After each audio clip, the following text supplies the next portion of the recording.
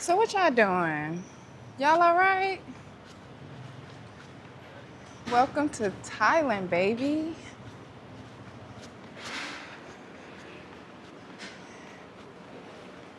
Yo, traveling with kids sucks ass. Sucks ass. I almost rather travel with a newborn baby or a toddler, one that doesn't have opinions, thoughts, or feelings. Hey, speaking of, it's this cute little baby right here. Let me show you. Cute little baby. All right, let me go get my package.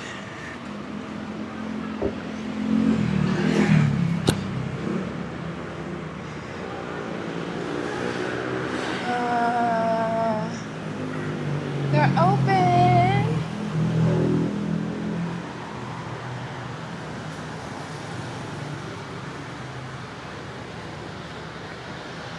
We in here. Oh shit. There's a little cat right here. That little cat scared the shit out of me. All right.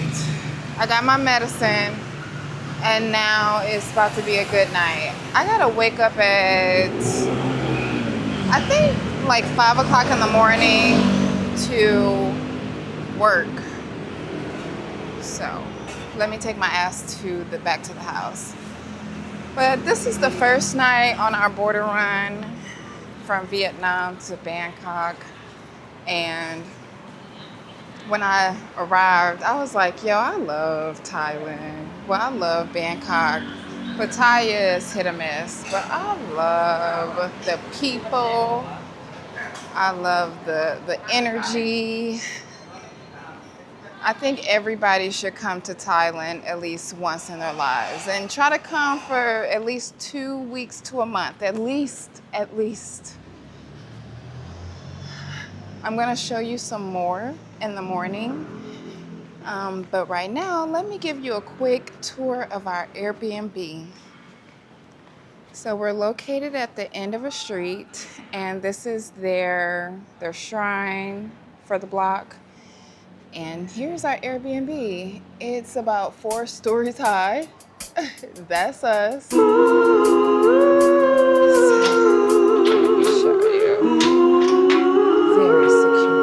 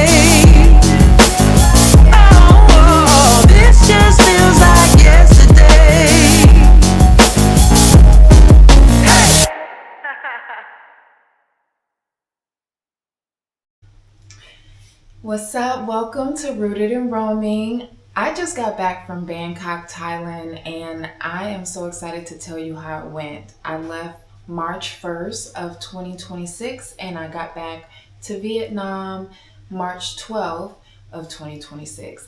So I was nervous as hell going because you hear all these things in the media about the borders closing and immigration, but it was super easy. I had a good time, and I'm going to take you step by step how I did this border run to Bangkok. So stay tuned. So, first, why did I have to leave Vietnam? Well, every 3 months, I gotta go. That is the downside about this digital nomad life, this roaming and rooted life, whatever you want to call it. But Vietnam does not have a digital nomad visa. So every 3 months, we got to go somewhere. This time, I chose Bangkok because we've been there before. Me and my son, we just needed a rest, to a continued rest, and I didn't feel like navigating a whole new environment. I'm tired. So I was like, I've been in Bangkok before. I know the neighborhood. We stayed at the same Airbnb that we stayed at last time. We visited Bangkok for a couple of months, and so everything was accessible to us. And that was so important because it makes a difference when you can go to the neighbor that remembers you. And the neighbors are so kind. We're so kind in the neighborhood. This one lady, she made and sold, she didn't make them. She sold. She sold clothes, and I got a couple pair of pants off of her. I patronized her business. But our favorite restaurant is in the neighborhood. We know where the night market is, all of that. So that was helpful. And especially when traveling with the kid, it's like it's not just important for me to be comfortable, but he needs to be comfortable too. So us going back to the same home that we spent time at before, that I know that he loves, that he felt comfortable in, like that made it so much easier, right? What else we got? I got my notes. Again, the convenience of the grab. When you're doing your border run to wherever you're going, but if you choose Bangkok, let me say this. The first day you get there, apply for your visa to return to Vietnam or wherever you're going. Use that time wisely. I had to wait till I got out of Vietnam for us to apply to come back. But I actually tried to apply a couple days before we left because somebody told me that I could apply for the Vietnam visa before you leave the country so that it could expedite it. So when you get to where you're going, it's already processing. But that is not right. That is wrong. You have to leave the country and apply outside the country for them to process it. So they sent the first one back, but they didn't make me pay the money again, which was super cool.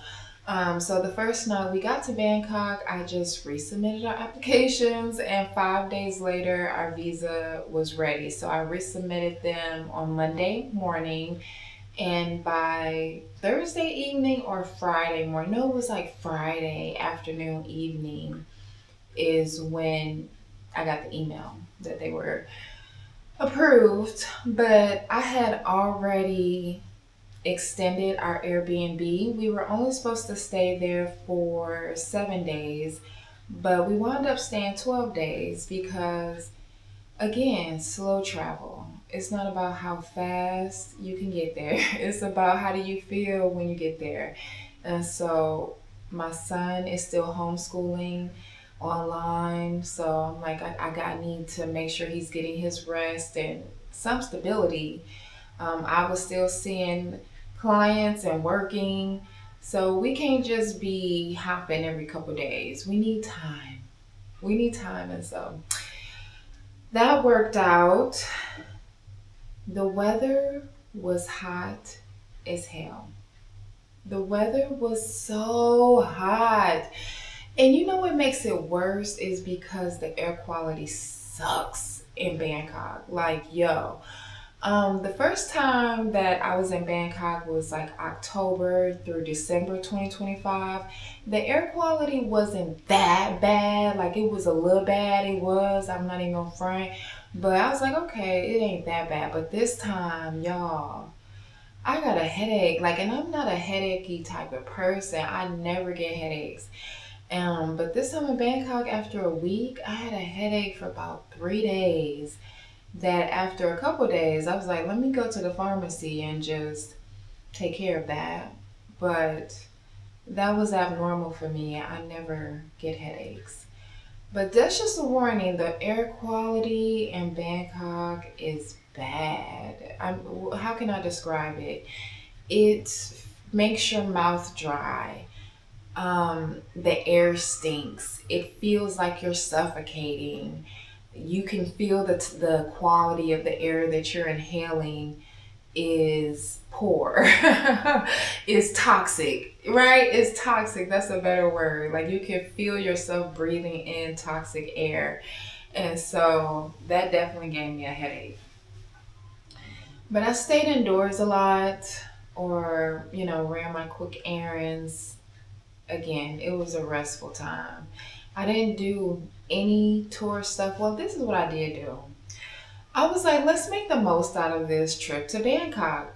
So, me and my son, we did go to the dentist while we were there. I got a cleaning and I had a cavity filled, and my son got a cleaning, and it cost $94 for all of that. The tooth fill, I had a cavity, and both of our teeth clean. I was like, okay, we did that.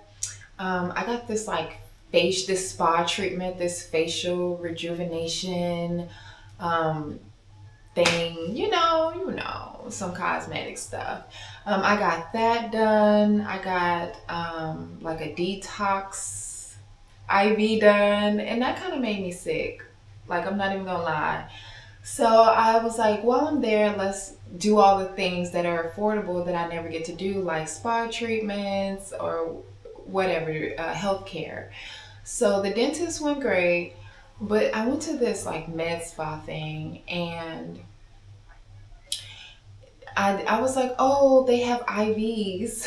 I've never tried the IV. You know, you can do the rejuvenation, the hydration, the detox, right? So I got a rejuvenation and a detox. And when I say that's when my headache started. Yo, so anyway, but I got that done. What else? Oh, we got some electronics, because the electronics that you can get in Bangkok, like for my son, he has a tablet that he uses for homeschool, but I wanted to make it more into a computer without actually having to buy a computer. So I got him a keyboard and I got him a Bluetooth mouse. And that was like 40 something dollars for the keyboard and the Bluetooth mouse. But here in Vietnam, I wouldn't be able to find that easily. Vietnam, they have a lot of stuff, but a lot of stuff, it'd be hard to get your hands on. If you want to shop in Vietnam, they got Shopee app and there's Lazada. I use Lazada a lot because for some reason my phone won't let me download Shopee. But the Lazada app has most things, but it doesn't have a lot of things too. You know what I'm saying? So anyway, what else? Just the whole neighborhood. I was able to get all those things done. I went to the mall. I got some cute dresses. I'll show them to you. But it was a nice time. It was a nice time.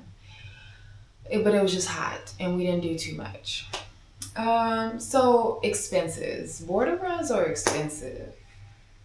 I'm gonna say it again. Border runs are expensive. Obviously, I spent over $1,000 on this border run alone. Like the Airbnb itself was like $900 for the 12 days. Okay, so tack on all the medical treatment that we did, food, grab rides, transportation, eating. I said that. The electronics we got, like all of that stuff. Yeah, it was a pretty penny. So Border runs can get pretty expensive.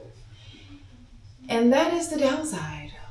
That is the downside. It's the upside because you get to go somewhere and why not, but it's the downside because, sometimes you don't feel like going every 3 months or however, 6 months or wherever you are.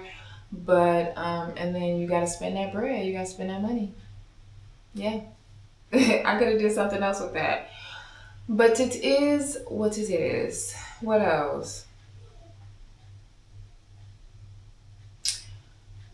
By the time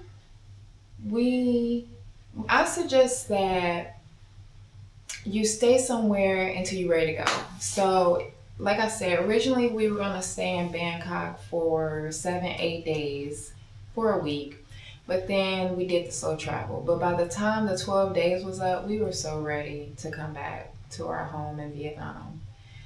We were so ready, like between the pollution, the congestion, the heat, right? Just not being in your own normal bed. Yeah, we were ready to come back to Vietnam. So 12 days was just enough time for us. And our flights, we didn't get our flights back to come back to Vietnam until like 3-4 days before we left, about 4 days. I know. And they had jumped. They normally would have been $200 and something, like $100 a piece one way to make it back. But they were like $200 per person for one way. So it was like $450 for a one-way trip back to Vietnam. So like I said, tickets, Airbnb / hotel costs, transportation, food. Of course, you're going to do things while you're there. Healthcare, you better, do things while you're there. Get your teeth done, get a massage, do something, right? Because it is super affordable and it's really good healthcare. But between all of that, it was a pretty penny. But overall, I'm glad that I went back to Bangkok for our border run because it was a restful trip. It was calm, it was slow. We were familiar with the area. The neighbors remembered us. We had everything we needed in one spot. 7-Elevens, the mall was in walking distance. The subway BTS system was 5-minute walks away. So it was a good time, but I'm glad to be back. So anybody planning to do a border run to Bangkok or Thailand this year in 2026, I say go for it. I say plan to stay for a week, 2 weeks at the most. And I think after that, you will be ready to go. But thank you for watching. Make sure you hit the like, subscribe button, and leave me a comment. See you next time. A bag. Can I have a bag? A bag. Okay, I want to buy these, but I need a bag.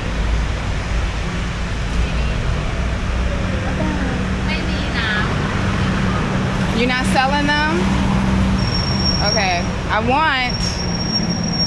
want 4. Yes. Yes. That's what I'm saying. I need a bag.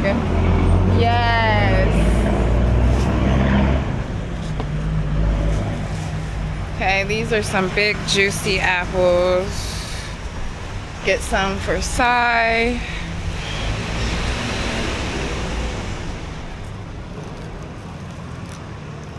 And then I want this. Yeah, and I'll take that. So that's $125. All right, let me give her cash.